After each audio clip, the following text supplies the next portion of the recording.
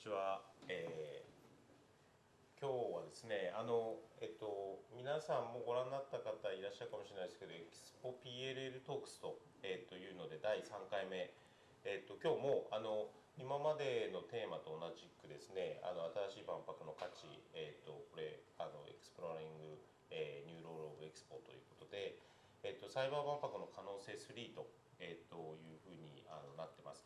で第1回目ご覧になった方いらっしゃるかもしれませんが、第1回目ここで、やらせていただいて4月の7日、もう1ヶ月以上前ですねに、私ファシリテーションさせていただいて、テーマプロデューサーの、川瀬さん、宮田さん、あとは会場デザインの藤本さん、迎えて、やりました。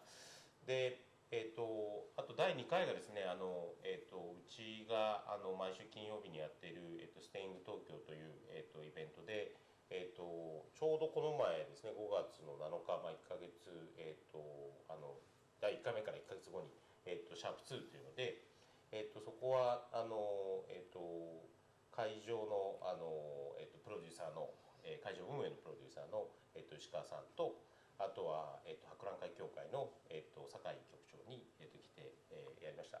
でPLL トークスって、ご存知か分かりませんが、ちょっと画面、出してもらって、今万博大阪・関西万博、2025年に向けてですね、トークシリーズということで、今は私の方で、ホストをさせていただいているサイバー万博の可能性というので、今日はサイバー万博だけではなくて、もう少し万博の可能性というところで、ゲストの方をお呼びして、またその話を深めていきたいなと思ってるんですが、PLL トークスっていうのは今日3回目ですけど、この後はもう少し私がホストのチャンネルというかだけではなくて、いろいろとゲストを呼びながら、いろんなテーマをもとに、万博に向けて、事前から思考を重ねていくようなプログラムを、やっていこうと、思っております。なので今日も同時通訳、入っていただいて、英語でも聞いている方いらっしゃるかもしれませんが、PLL っていうのはPeople's Living Lab と、いう通称は我々 PLL と呼んでるんですが、未来社会の実験所ということで、これ博覧会全体の、事業テーマとして、競争、共に作る、競争という形で、これは私の気持ちですけど、PLL クリエイターとしてやらせていただいてるんで、業界を横断して分野を横断してさまざまな人たちと一緒に万博を、作り上げていく。これは2025年に、6ヶ月開催される博覧会の期間中だけではなくて、その前からたくさんの人たちと、一緒に作り上げていくようなことを、やりたいと思う気持ちで博覧会協会さんの方と結構長いことをディスカッションを重ねてEXPO PLL Talks というシリーズが始まりました。これは博覧会まで続けていきますし、もしかしたらともすれば僕は個人的な希望もその後も残っていくようなディスカッションフォーラムになればいいなと思っております。じゃあ画面カメラに戻してもらって、で本日はですね前回前回1回目にテーマプロデューサーのお二方、来ていただきましたが、今日はお三方、をゲストに迎える予定だったんですが、今日はですねちょっと川森庄司さんアニメーション監督の、あとメカニックデザイナーの川森さんがちょっと、急遽今日登壇ができなくなってしまったので、全体カメラを映していただくと3人で、お送りしようと思っております。まず、僕の右側の、方からテーマプロデューサーの、石黒博先生でございます。大阪大学教授、ATR 石黒特別研究所、客員所長と、いうことでよろしくお願いします。よろしくお願いします。で、もう一方、中島幸子さん、音楽家数学研究者、STEAM の教育家ということで、今回テーマプロデューサーでやっていただいているので今日いろいろお話を聞ければと思ってます。よろしくお願いします。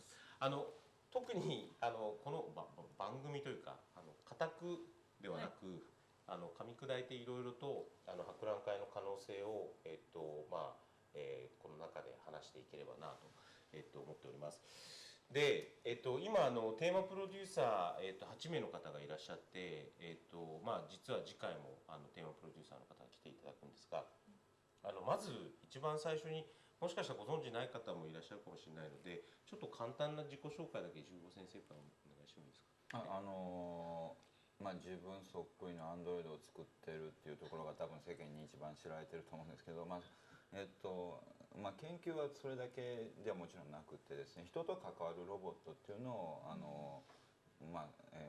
かなり初期の頃からやってる。多分ロボットの分野って自動運転の研究と産業ロボットの研究が中心だったんですけど、僕の研究が始まってからですね、社会の中で人と関わりながらいろんなサービスを提供する、そういうロボットの使い方ができるでしょうと、そういう、研究開発をやってます。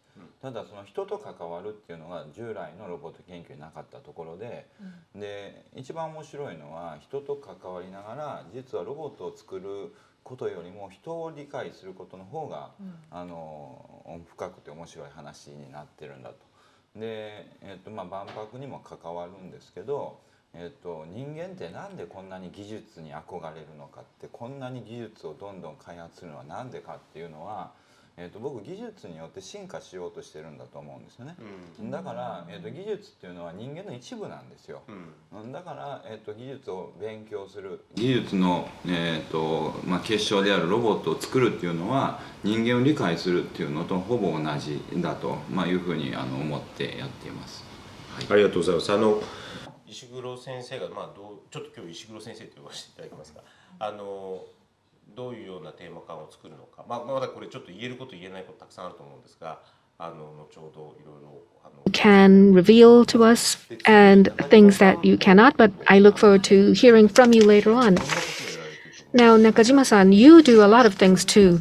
Yes, it's very difficult to introduce myself. I believe many of you are meeting me for the first time, but I'm involved in music. I'm a jazz pianist, and also I'm a mathematician, and also STEAM, science, technology, engineering, arts, and mathematics, STEAM education, study that encompasses a very wide area. I'm involved in that, and sometimes I say that I am a media artist.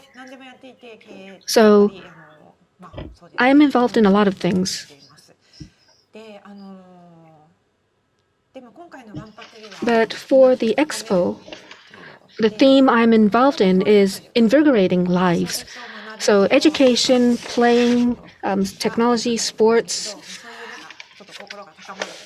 things that really enriches our lives, that really invigorates our lives. So the Expo in 2025, I am hoping that we can build up the momentum all the way up to the Expo and also leave something that we can call a legacy. Maybe this will change the way we look at the world. So thank you very much. So I believe it's been about a year now. So Professor Ishiguro, your theme is amplification of lives, and Nakajima-san, yours is invigorating lives. And the other 5 people have different themes that they are involved in, but when I first heard all your names, I didn't know you very much, but I really thought that you came from very different areas. So the Expo, you can be involved in many different ways. I believe we all have images of what an Expo is. But when you first heard about your involvement as theme project producers, what was the image that you have had, or what was the ideas that came to your mind about what you might want to do, Professor Ishiguro? Well, initially I was rather hesitant, and that is because This was because before COVID-19, but I had this image of the previous expo, or many people had the image of the previous expo, and I thought that we needed to have a virtual event alongside the expo, something where we can be involved in remotely using robots or other technology, a hybrid kind of cyber-involved expo. I thought that was necessary and that should be the core of the expo. So that was what I had been saying. And then came COVID. And then there was a big change in policy. The organizers wanted to make it a cyber and virtual expo. And I said, if that's the case, then I am going to put my full effort into it. And that's how I came on board. I see. So do you have any memories of past expos? Well, as a person living in Osaka, the expo is a big deal. The one 50 years ago, which we call the Senri Banpaku, or Senri Expo, that's the Osaka Expo of 1917. And so every day we look up at the Tower of the Sun. So in the next expo, if we do something that's really not a success, then we would really be scolded by the local people from Osaka. There's a risk. And so I am feeling a bit of pressure from that. And I was an elementary school student when the first expo in Osaka was held. And I have memories from that.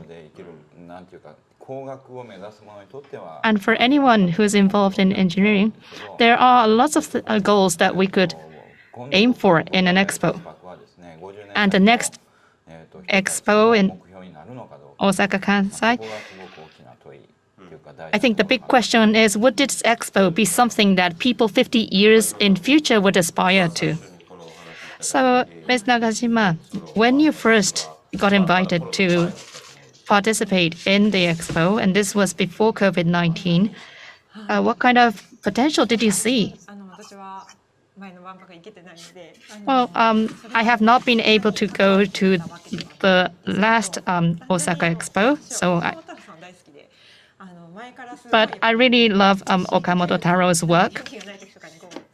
And so when I felt like down, then I would turn to his art, because through Taro Okamoto's work, everyone can feel invigorated. So through his work, you can really feel the energy of people. And so I really love the perspective of his works. And so that's the image I got from the first Osaka Expo. Now, when you look at the 20th century, you have this image of these huge constructions and things being built, and then you have all of the mass media all making a hype about it. Now in the 21st century, everyone can disseminate information, everyone can get connected and have fun. And so in this era, the expo where you used to showcase these really monumental things, that started in the Western world, that's coming to Japan. And I think it's going to be a really meaningful Expo 2025. It's a question of how interesting can you make it, how fun can you make it. Maybe you should redefine an exhibition. And so I'm working with a really great and really interesting people. And so it would be strange if I said I want to take advantage of this opportunity, but I really want to make this expo an opportunity to really give energy to people. And technically and maybe conceptually, we might be able to show how future society could be. You talk about how civilians can also take part in various things. And so everyone can take part in creating value. It's an era where you no longer follow someone else's orders, you can participate. So you would have a lot of people around the world who are like Taro Okamoto. And so I myself would like to grow from this opportunity. And through my activities in the STEAM era, I'm really interacting with a lot of different people. We're seeing new lifestyles. We're seeing androids and robots, non-human beings also coming into the scene, also beings from nature. So we're all existing together. There's a lot we can learn from nature. And so the flow of the STEAM education that I've been working with, I was wondering if there's a way to connect that with what we're trying to do with the Expo. So you talked about redefining the Expo, or maybe from the first Osaka Expo, the 1970 Expo. What would be a new role that you envision? So if I talk about my personal experience, I was born in 1975, so I was not born at the time of the first Osaka Expo. I was not able to participate. Then subsequently, we have had the Tsukuba Expo, and then we have had the Aichi Expo. And then in Shanghai and Milan, we've had expos, and I had a chance to participate there. And I thought that expos were starting to look like theme parks. But actually, based on the Paris Convention of 1928 related to international exhibitions, and it says that an exhibition is a display which has its principal purpose the education of the public. It may exhibit the means at a man's disposal for meeting the needs of civilization, or demonstrate progress achieved in one or more branches of human endeavor, or show prospects for the future. So it's difficult language, but it is part of the convention. And so when you think about it, there are so many things happening in the world. I'm actually taking part in a Dubai Expo as well. And as you said, Professor Chiguro, cyber and virtual, connecting online is something that I think helps us to redefine the Expo. Expos have to be entertaining. It has to be fun. But maybe the entertainment factor may have been focused a little too much. And so now that we have the COVID-19 pandemic, and so the KPIs for the Expo have changed from trying to get as many people as possible to the Expo to something else. The policy had to change. And also in society, everyone is talking about the SDGs, the goals that the United Nations is trying to achieve by 2030. And so when we think of redefining possibilities, before we talk about the theme pavilions, what would you think would be the social role that the upcoming Expo could play? Professor Ishiguro? Well, in the post-COVID-19 world, this is probably going to be the first big event after the pandemic. And so we have been trying to change the way we live our lives through this pandemic. And so this would be an opportunity to take new technology and also share the new normal. I think that would be the big role that the Expo has to play. And if the Expo fails to do that, then its significance will be reduced by half. And so really showing a vision for the future. If an Expo fails to show a vision for the future, then what is that Expo for? In the Expo 50 years ago, that Expo showed us a vision of the future, and we had been aspiring towards that potential future. At the moment, we may not be sure what exactly will happen, but it's important that we show a vision for what it could be. So through the COVID pandemic, how much can people evolve? I think that's what we want to see through the Expo. So 2025 in Japan, post-COVID pandemic, there's a lot of things that we could show. And as I was saying earlier, instead of just getting something one way, I think people will start to feel the joy of taking part and really being proactive, doing a lot of things. You could do so many things proactively. You are born with some creativity, and you could think of your own ideas, you could work on them, and feel the experience. Part of that activity might be passive, but you would be able to really open up the possibilities for yourself. And I think that would be one of the things I would aspire to do. And there are several other things. For example, it's not unilateral, and today we don't have Kawamori-san with us, but I believe I share this idea with him, and also with Professor Ishiguro. It should be an expo not just for human beings.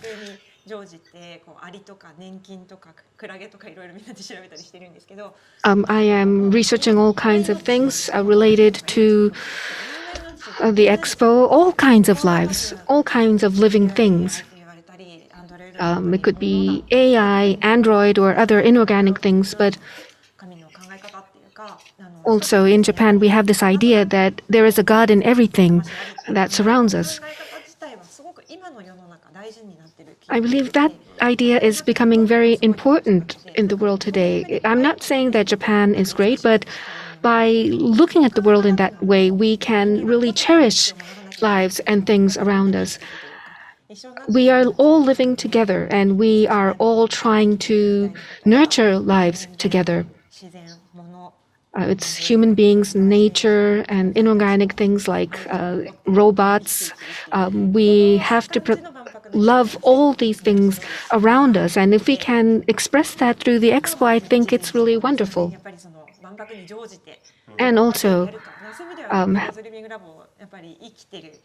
so the People's Living Lab, this is a really living lab. So I think this is really great.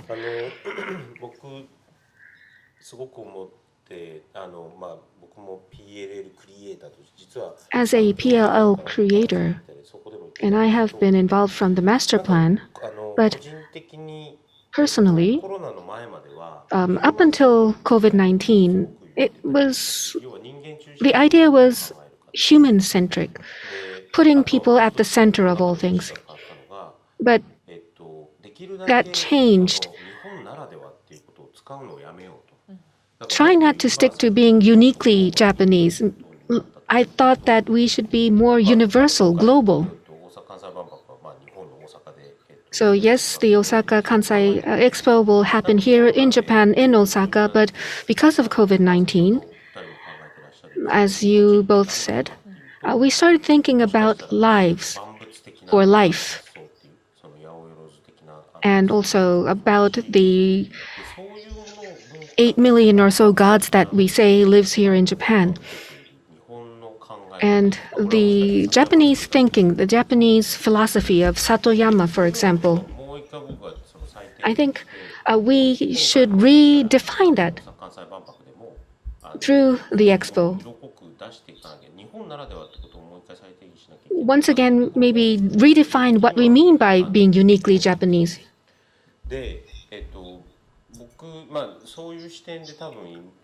And from that perspective, and of course this hasn't been announced in any way, but in your theme pavilions,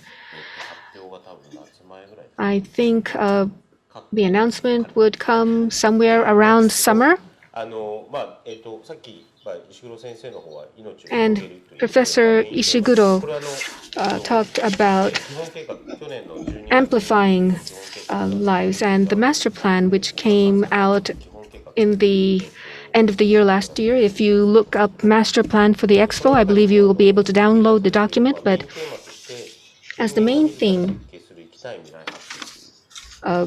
we have, you say that this is about discovering the ideal future designed by human beings themselves. Well, if I can use my slides here. 僕だから常にプロデューサーとして考え As a producer, I have always been thinking about the Expo 50 years ago and the Expo we will have in several years' time. So the previous one focused on people and mankind surviving and progressing in harmony. So what kind of technology, what kind of goods are necessary for that? And the whole world was looking towards developing using technology. I'm sorry, I think the screen is blacked out. Okay, let me try again.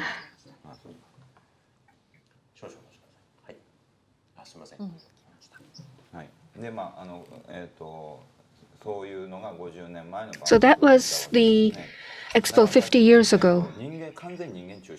So this was truly human-centric. And as a result, I believe we were able to develop a lot of technology. And it's not just that we made a lot of progress. We now have technology that will make human beings evolve. For example, genes. We now can edit genes, or even our brains. The brain-machine interface could be utilized to connect human brains with the computer. Technology-wise, that's become possible. And our students at the university, we have been told that our brains and our genes are things that we shouldn't really touch. We shouldn't really touch with technology. But in order to cure illness, people started to look at the brain as well as our genes. So the natural human beings will now enter a new phase where we try to design the kind of human beings we want to be. And so that may become a very difficult issue. We could do everything for survival up until now, but from now on, we will have to think about what is the ideal population, global population, or we will have to explore other issues. Not because we must survive. In the past, we have been relying totally on God. But from now on, we need to think about how do we want to design the human life, or how do we want to design human society? We need to design our future together.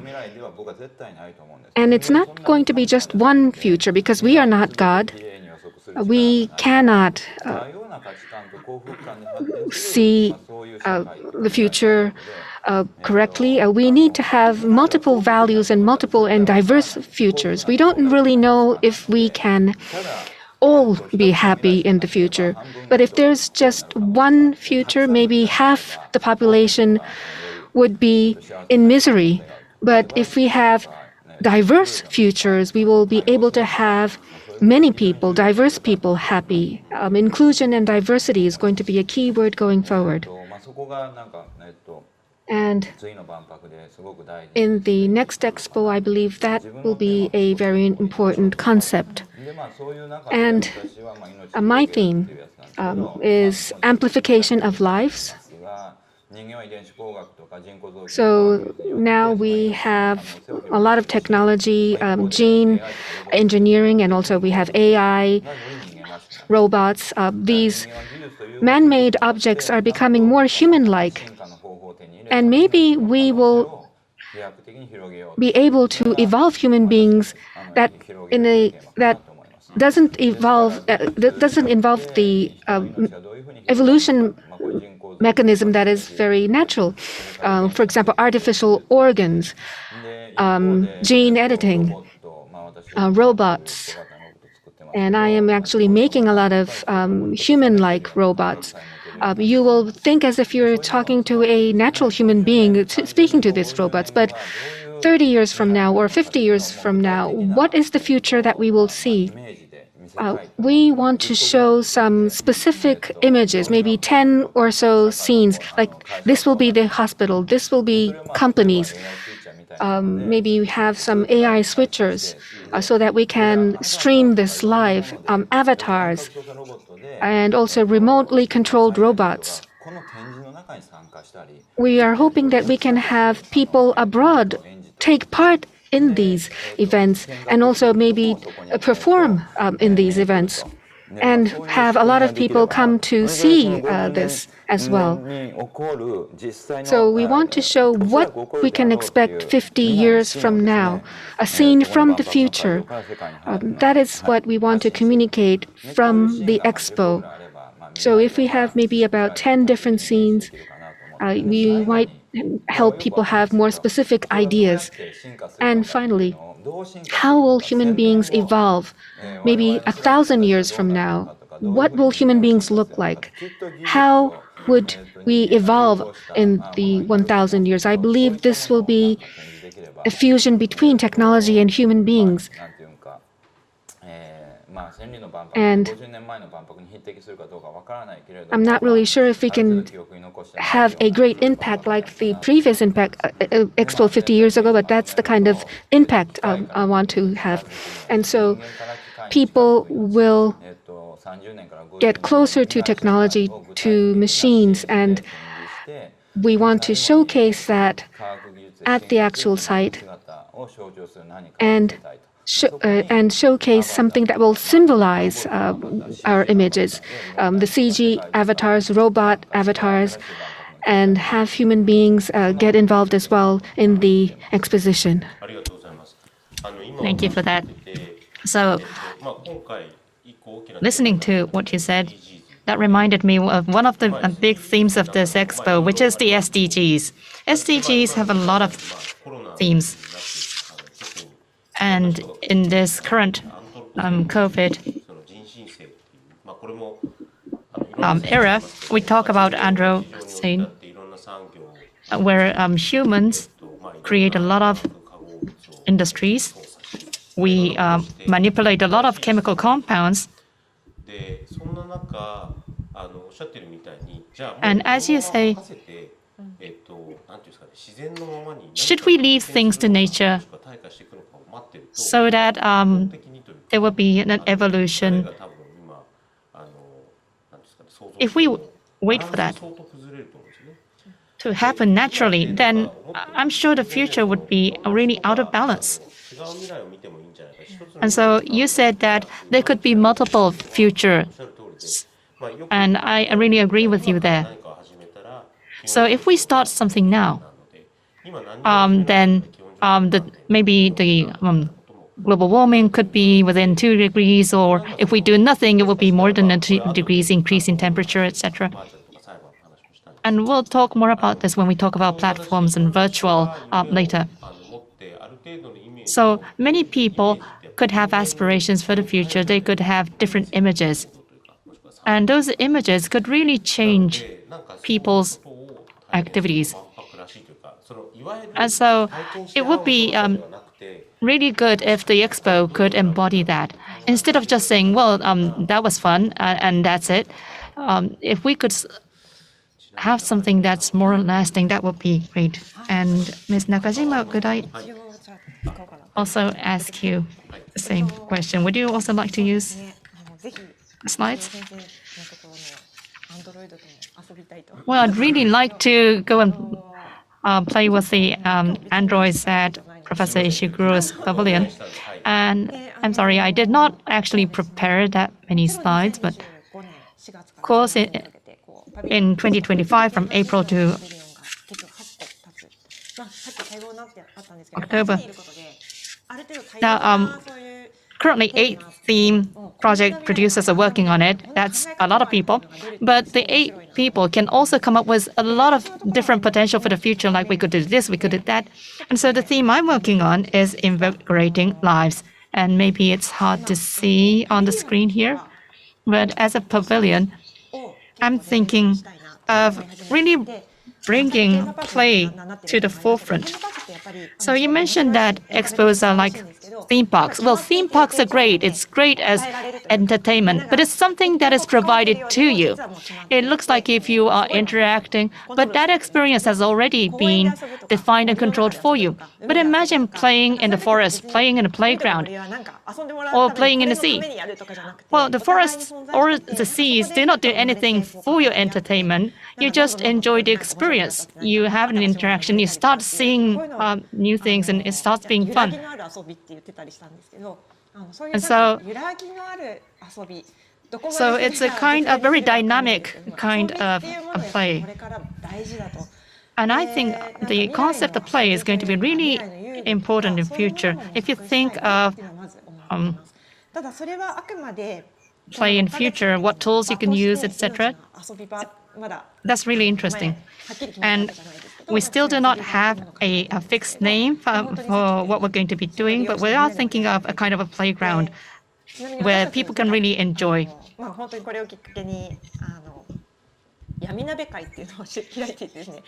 So taking this opportunity, the team is really getting together with a kind of a potluck dinner. And we're really talking about how an expo should be. We have mathematicians, business people, people who are not particularly doing anything at the moment in particular right now. But the conversations were really interesting. So we start talking about how would this concept look like if you gave it a tangible form? How would it look like as an activity? We talk about jellyfish as a kind of symbol of what we're trying to do. And so that's why you see this word jellyfish on the slide here.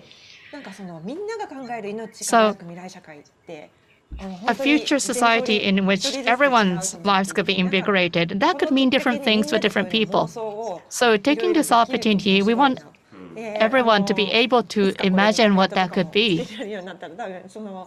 So in future, when we get comments in from the audience today, that we might see some ideas. So an expo sounds like something that states do. It's a festive event, grand celebration, etc. But it really depends on the definition, doesn't it? So maybe taking this opportunity, if people start thinking about what exactly is a future society that invigorates lives, maybe there are some futures that you can only see from your own position. So if people really start thinking about life in the future, taking this opportunity, then that would be great. And I know this is all just words, but I often talk about democratization of creativity and also going from division to co-creation. So we're divided in nationalities, gender, and other things, and positions. So why not go from that divided society to co-creation? Going from disconnection to co-creation, if we could put something that really points people towards that, that would be great. So we talk about how pavilions will be, but maybe drastically we may decide to do away with the idea of pavilions. Still, people will be coming to the venue, real venue, for 6 months.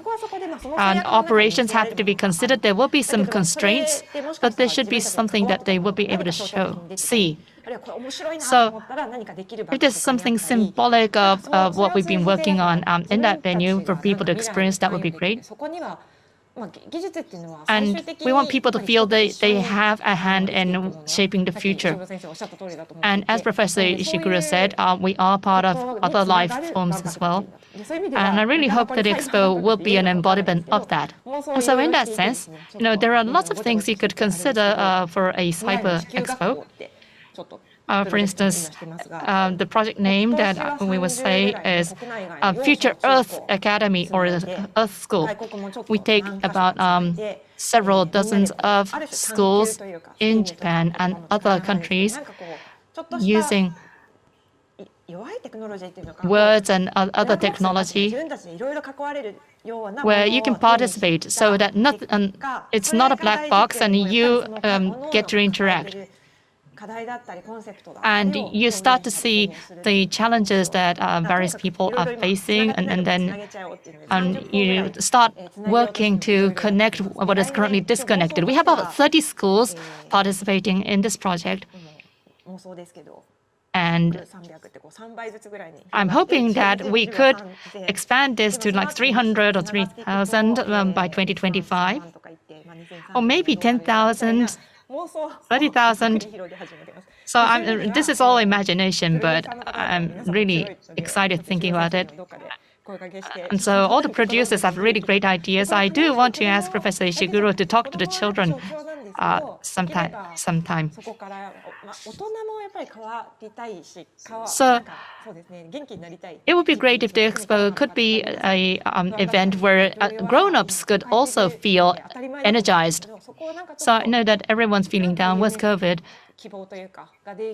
but it would be great if we could have some kind of dream or hope for the future. And even if it's showing something that someone else did, then you start realizing what is possible, and then maybe people will start to proactively do some things themselves. So talking about potential partnerships also between public, private, and academia. So I'm really wondering how much to disclose today. And I know I shouldn't be talking too much about the content right now. But I really want to think of something where people can play, where people can all take part in. And I think it's a pity that the infrastructure is going to be taken down after 6 months. Could we not maybe disassemble some of the constructions and then maybe convert the parts into some play tools? Or maybe we could take some things that were playthings for children, play sets for children in parks, and then maybe assemble that to form the expo constructions. So I really want to make the play as dynamic as possible, and maybe take some really simple things together, put together some clay dolls, and then maybe put them all together, trying to come up with something symbolic. And artificial intelligence is also something that is interesting. It's coming out of a lot of collective wisdom, and I'm really talking with other producers on what could be possible. Well, thank you. And as both of you said, so we have the virtual expo, and temporarily we are using the word cyber. But what do we mean by cyber? Professor Ishiguro and also Ms. Nakajima, you said that things that were disconnected are now connected through the internet. Now we are teleworking, and that's become the new norm in a sense.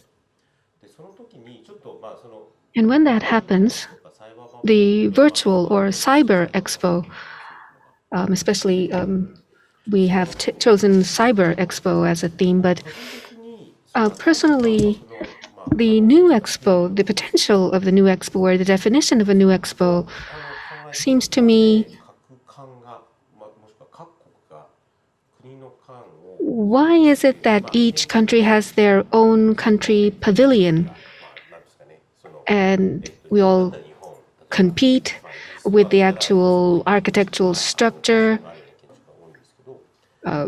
showing off each country's uniqueness? But maybe we should go beyond that in the expo in 2025. Maybe we can do that for the first time. Maybe we can take away this concept of country or even place or site.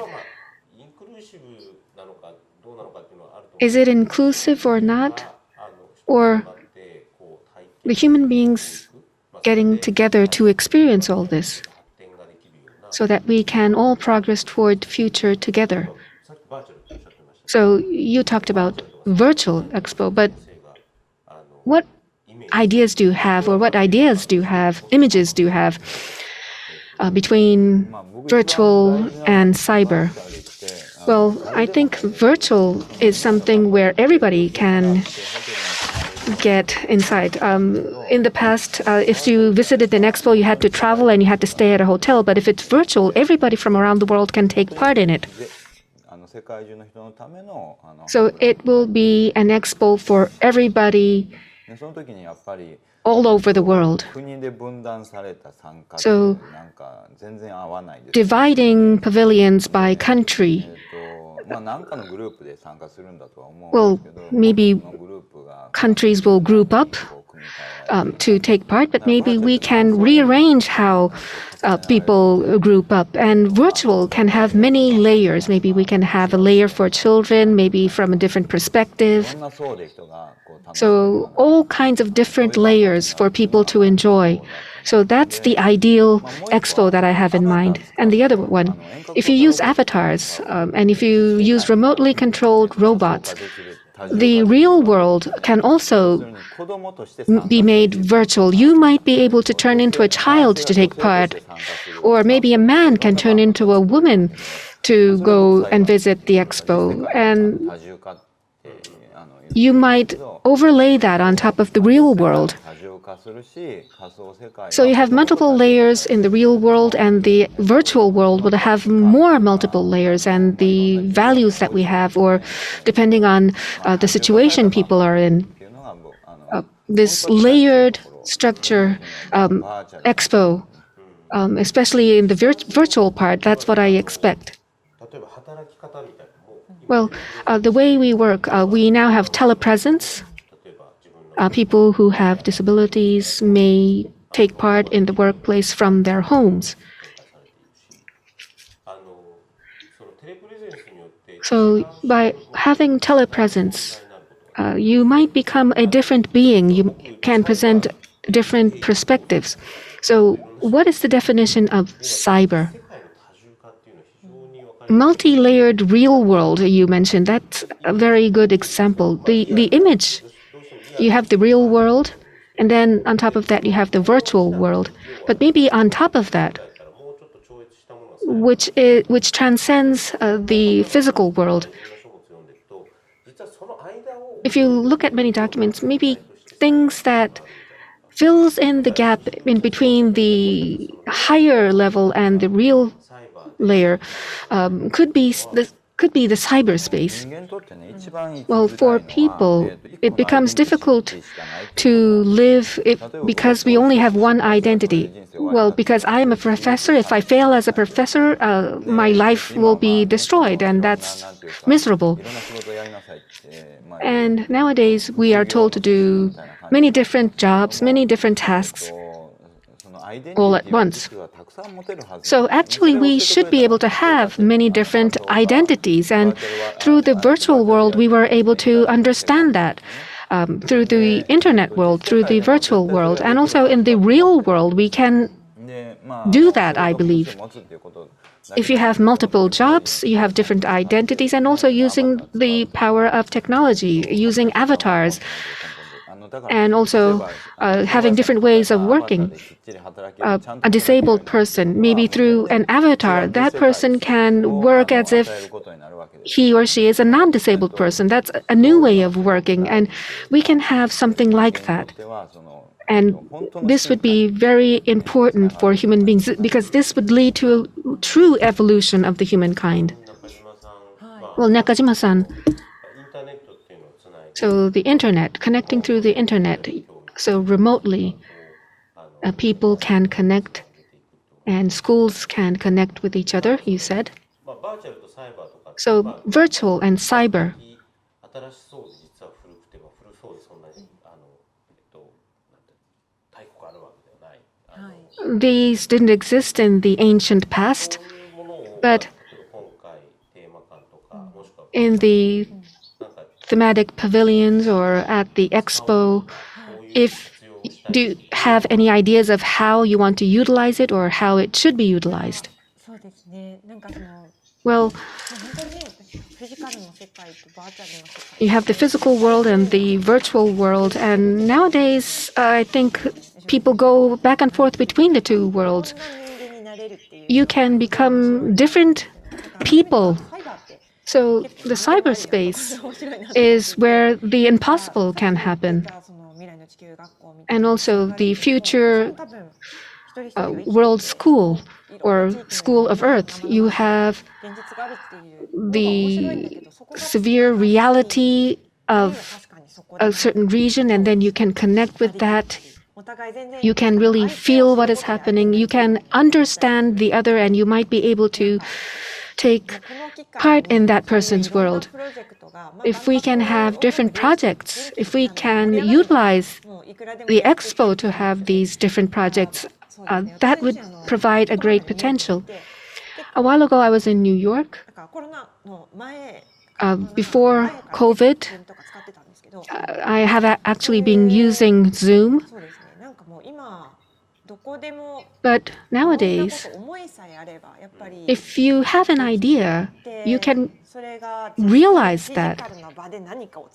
You can make it into something physical. But also, you can create something on your computer. You can make anything on your computer. So, the physical side of human beings and also data and other things that we can't really see, we can experiment with all these things at the expo site so that we can leave something as a legacy, and that could be very interesting. So cyber and virtual world, people sometimes think that we are denying the real world. That's no.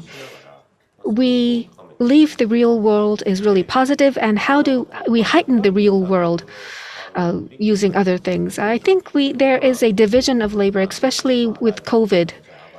You can't go out, so you might become an avatar so that you can gather together somewhere, or because you can't meet people, maybe you put up a camera on your device so that you can see other people through your device. And now that's become possible. So in the past it was impossible, but now we can do these things. We can see people through our computers and others' devices. So if we have an idea about the future we want, we may realize that. And for the real world, technology. I often use this word technology. People say this is an obsolete word, but the young people nowadays utilizes digital cameras, but nowadays they're going back to the old style camera to play music. Some people are going back to playing records. So we now have different options. And I believe that the expo should also change like that. So where you have the real world and you have the virtual world, you might have a digital twin.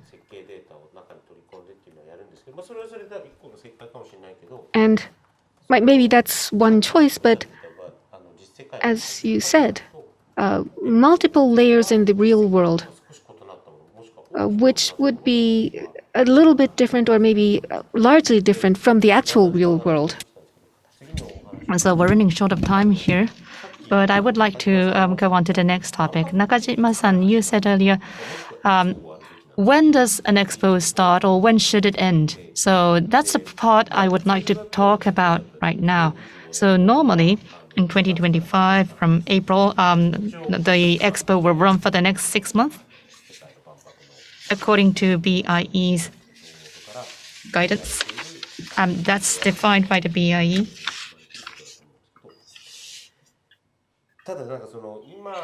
But now it's possible to have a expo without a physical venue. Technologically, we can do that. Now, for the cyber world, some people may say, well, it's using social media, cyber event.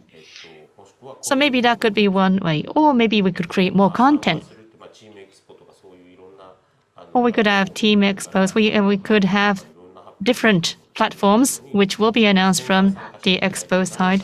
People can start participating even before the expo officially starts. Maybe they can be part of building the infrastructure also. So the question is, when should we start the expo? like the theme pavilions. So, do you have an image of when an expo would start? Well, for me, it's already started from the preparation stage, getting a lot of people involved. I think that's all part of an expo activity. So it's different from expos in the old days. It's not building infrastructure and then putting in exhibitions and then that's it. No, if you're trying to do a virtual event, the effort starts now. You're trying to share a vision of the future, multiple visions of the future with different people. So it's not just putting up constructions and ending there. People need to start discussing right now what should the future look like. So the discussion is already part of the exposition. And as a result of the discussion, the image of the future could be the legacy that we could leave for the future. So the discussion should not just go on for 6 months. We should start discussing now. And everyone should create a vision, some visions for the future. The expo will be showcasing some of those visions, but it doesn't end there. It has to be that way. It should transcend space. It should transcend time. That's the kind of expo that this expo should be. So when you think of the real world, what's real about it? Well, actually, when we created villages and environment and all of those things in the early stages, that's actually what's real. So 50 years ago, the expo tried to connect people around the world. Well, actually, back then, people had never seen what the rest of the world looked like. So the expo was a way for people to sort of virtually feel what the rest of the world looked like.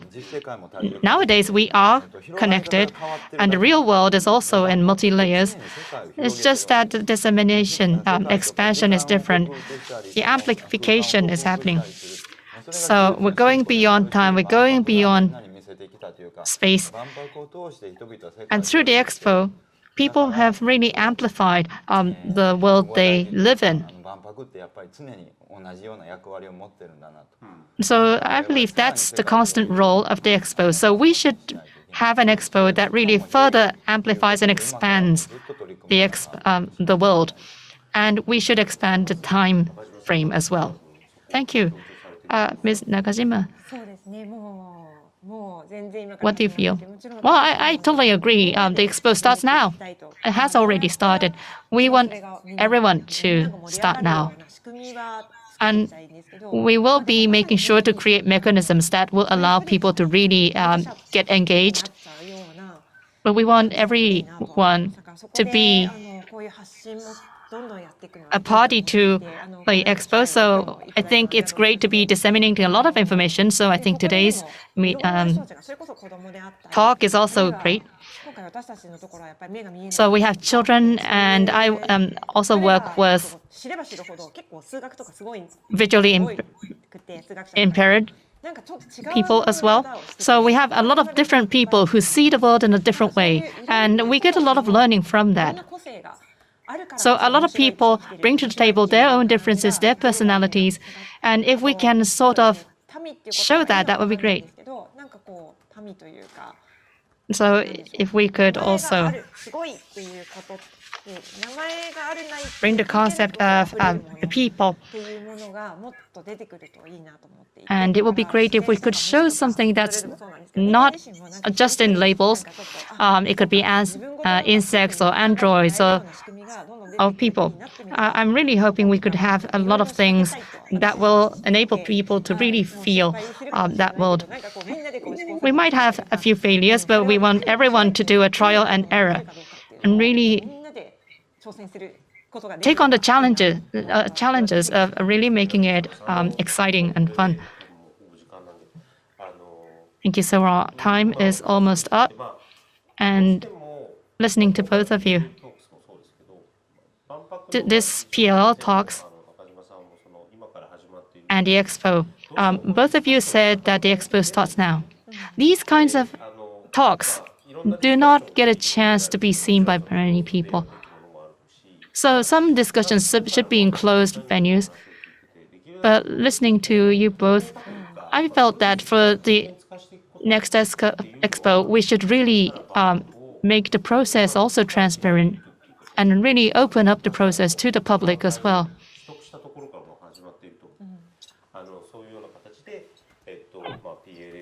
And so the PLL talks would be part of that. And maybe there could be other ways in which we could communicate on the process of putting together the team. And so today I was joined by Professor Ishiguro and Ms. Nakajima. Now I'd like to talk about the next PLL talks that's scheduled for May 26th, Wednesday, same time from 6 p.m. to 7 p.m. Japan time. And I am going to be joined by Mr. Yoichi Ochiai,